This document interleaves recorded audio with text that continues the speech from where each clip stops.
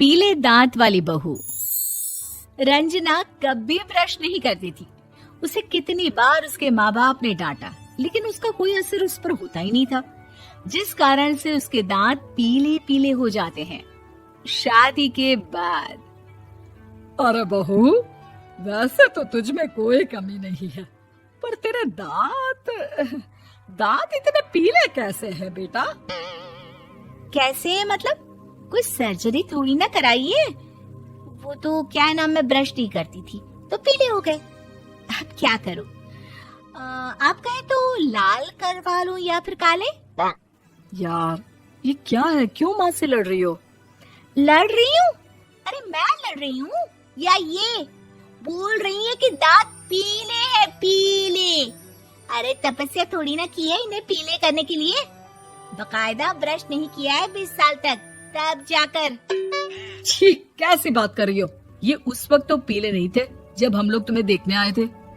अरे तब साफ करवा लिया होगा डेंटिस्ट के पास जाकर। अब देखो कैसे पीले पीले लग रहे हैं। रंजना सास की तरफ गुस्से से देखती है। फिर शुरू हो गई पीले पीले पीले। अरे पीले तो तब भी थे जब मेरे हाथ का रसगुल्ला उड़ा उड़ा कर खा रही थी और बोल रही थी, लड़की नहीं गुणों का खजाना दे रहे भाई साहब आप। खैर, अब वो लोग करते भी तो क्या करते, पीले दांत वाली बहू पल्ले पड़ी थी तो झेलना तो था ही। एक दिन कीर्तन में रंजना गाना गा रही थी। अरे कमला बहन, माँ का द्वार है, यहाँ तो सब शुद्ध होकर आते हैं, फिर अपनी बहू को ब्रश भी नहीं करवाती तुम। दूर से पीले पीले दांत भक्ति में बाधा उत्पन्न कर रहे हैं। अरे कोई 2 साल के बच्ची थोड़ी ना लेकर आई हूँ मैं बहू बनाकर। अच्छी खासी लड़की है, अरे कैसे करवाऊं ब्रश? ये तो उसे खुद करना चाहिए ना। अब माँ बाप तो इसके जैसे तैसे निपटा दिए, ये नहीं सोचा कि सास कैसे संभालेगी। सास बहू को लेकर घर आ जाती है, लेकिन सोच लेती है कि अब इसे लेकर कहीं नहीं जाएगी। अगले रोज बहू कहती है, अरे क्या हो गया, मंदिर नहीं जाना क्या? कीर्तन का वक्त हो रहा है। मेरी मधुर वाणी से कान्हा जी जागते हैं और सोते हैं। आप तो जानती है ना उनकी भक्ति में कितना मन लगता है मेरा। वो क्या है ना, तबीयत ठीक नहीं लग रही है मेरी, आराम करूंगी मैं। तबीयत ठीक नहीं लग रही? अभी तो मिथुन के गाने पर नाच रही थी आप, और अब बोल रही है कि तबीयत ठीक नहीं लग रही। अरे भक्ति में मन लगा लो सासू माँ, ऊपर जाना है, क्या मुंह दिखाओगी आप? हाँ?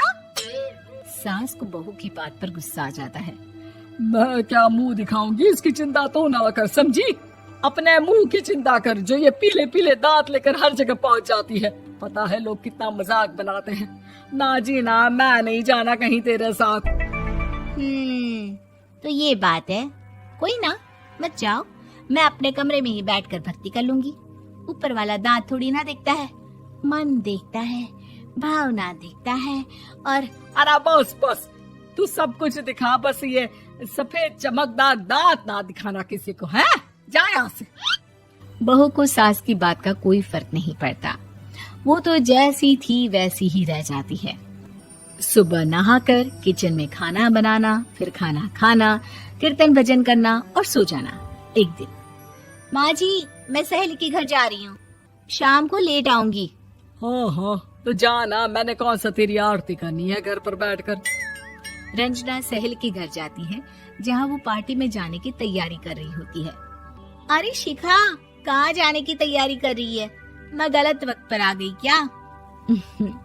अरे नहीं यार, उल्टा सही वक्त पर आई है। मैंने ये साड़ी और ज्वेलरी निकाली है यार, शाम को इनके ऑफिस की एक पार्टी में जाना है। बताना कैसा लग रहा है ये सब? नहीं यार, इस ड्रेस के साथ तो वो वाली ज्वेलरी अच्छी लगेगी। हाँ हाँ सही बोल रही है, मैंने ध्यान ही नहीं दिया। वैसे तो हमेशा से मस्त फैशन सेंस रखती है। तो बड़ा जाती होगी ना पति के साथ पार्टी में। रंजना कुछ नहीं बोलती, बस सोचती है कि यार काश ये बात सही हो जाती। पर मैं क्यों नहीं जाती पार्टी में? क्या इन लोगों की कोई पार्टी होती नहीं होगी? रंजना घर आती है और रात में पति से सवाल करती है, एक बात बताइए, आप मुझे किसी पार्टी में क्यों नहीं ले जाते? क्या आपकी यहाँ ऑफिस में पार्टी नहीं होती? पति बेचारा क्या कहता कि दांत पीले हैं तुम्हारे इसलिए। अरे कोई पार्टी होती नहीं हम लोगों के ऑफिस में, तो कहाँ से लेकर जाऊं? और मार्केट, मॉल, कहीं वीकेंड घूमना, कहीं तो। अरे यार सारे हफ्ते में एक छुट्टी मिलती है, तो सोचता हूँ कि आराम ही कर लूं। क्यों? रंजना मन मार के रह जाती है। पहले कभी सास के साथ मंदिर जाया करती थी, लेकिन वो भी सास ने ले जाना बंद कर दिया। घर बैठी बैठी रंजना बोर हो जाती है। तभी उसे आइडिया आता है और वो मायके जाने का सोचती है। सासू माँ, 2 दिनों के लिए मम्मी के घर जा रही हूँ। अच्छा ठीक है, आराम से जा। और हाँ, माँ से कुछ अच्छी आदत सीख कर आना कि कैसे शरीर के हर भाग की तरह दांतों की सफाई भी जरूरी होती है, समझी? शुरू हो गई ना आप। वो लोग आपकी तरह नहीं है कि छोटी छोटी बात का बतंगड़ बना दे। उन लोगों के लिए मैं मायने रखती हूँ, ना कि मेरे पीले पीले दांत। रंजना माँ को बिना बताए उन लोगों को सरप्राइज देती है, लेकिन जैसे ही वो दरवाजे पर पहुंचती है, अंदर देखती है कि घर वाले कहीं जा रहे होते हैं। अब माँ, काश रंजना दीदी के दांतों वाली प्रॉब्लम नहीं होती, तो वो भी हम लोगों के साथ चलती ना बुआ जी की बेटी की शादी में। हाँ बेटा, लेकिन अब उसे कौन समझाए कि उसको उसके पीले दांत नहीं दिखते, लेकिन उसके आसपास के लोगों को कितना एम्बैरेसिंग फील कराते हैं। मुझे तो कितनी बार उसके स्कूल की टीचर ने शिकायत की कि उसके साथ कोई लड़की बैठना भी नहीं चाहती, और ना ही कॉलेज में कोई उससे बात करना चाहता था। लेकिन पता नहीं क्यों उसे ये बात समझ में ही नहीं आती। कोई कमी नहीं है उस लड़की में, बस यही कि दांत पीले हैं। वो तो भला हो जीजा जी और उनकी माँ का, जो दीदी को जैसी है वैसे ही रखा हुआ है। रंजना को अपने घर वालों की बात सुनकर बहुत दुख होता है। वो सोचती है कि वो क्या करे, लेकिन फिर वो सीधा डेंटिस्ट के पास जाती है, अपने दांत चमकाती है और कसम खाती है कि वो रोज ब्रश करेगी। अरे क्या हो गया? तुम तो 2 दिनों के लिए गई थी ना। पर कोई ना, अच्छा है, चलो आ गई तो। रंजना सास के सामने आकर खड़ी हो जाती है और पूरी स्माइल करती है, उसके चमकदार दांतों को दिखाती हुई। हैं? चले मंदिर।